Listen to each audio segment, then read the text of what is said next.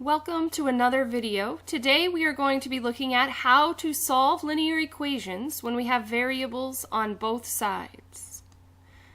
For this example, we are trying to find y when 5 times y plus 6 is equal to negative 18 minus y.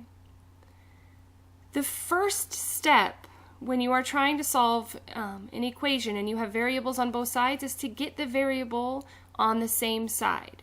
Right now we have a y on the left, we also have a y on the right, and we want to get that to the same side. In order to do that, we have to treat this like a balance, and whatever we do to one side, we must do to the other side as well. So for this equation, what I tend to do is I look for the variable that's smaller. So since negative 1y is smaller than positive 5y, I would choose to move this term. So the first step that I would do is do the opposite of what's being done. Since y is being subtracted, I would add y to both sides. It's understood to have a 1 in front. So when we add like terms together, we just add the numbers in front. So 5y plus 1y gives me 6y. And I'm going to keep the 6 and the negative 18 as they are. On this side, the y's cancel out, so they're no longer there. Remember, our goal is to get y completely by itself.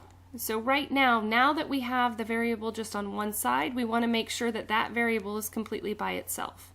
To do this, we are going to move everything else, starting with the subtraction of the 6 to move it to the opposite side, because right now, since it's positive 6, we would subtract 6 to move it to the opposite side.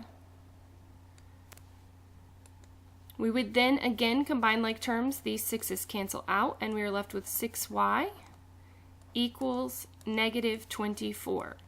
The reason it's negative 24, and here's where I see a lot of mistakes, is not paying attention to the signs over here. If they are the same sign, you sum them and keep the sign. So 18 plus 6 is 24, and we keep it negative. If they're different, you subtract and keep the sign of the larger.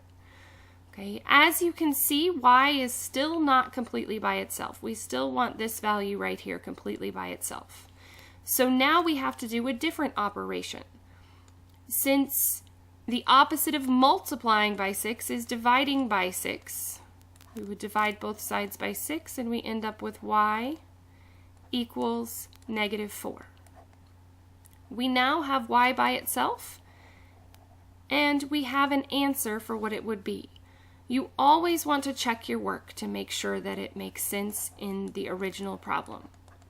So to check, we just plug it back in. We replace every y that we have back into the original equation with negative 4. So we would have 5 times negative 4 plus 6 equals negative 18 minus, and don't forget it is a negative 4, so we have to be very, very careful of our signs. If we simplify this side, 5 times negative 4 gives me negative 20 plus 6. If I continue to simplify this side, negative 20 plus 6, since the signs are different, we subtract and keep the sign of the larger. So 20 minus 6 would give me 14.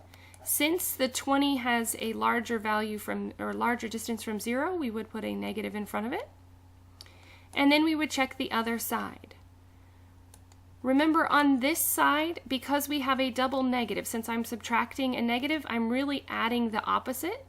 So we're really adding a 4 to this side, and so if I simplify, we can see that negative 14 equals 14. So everything checks out. Thank you for watching.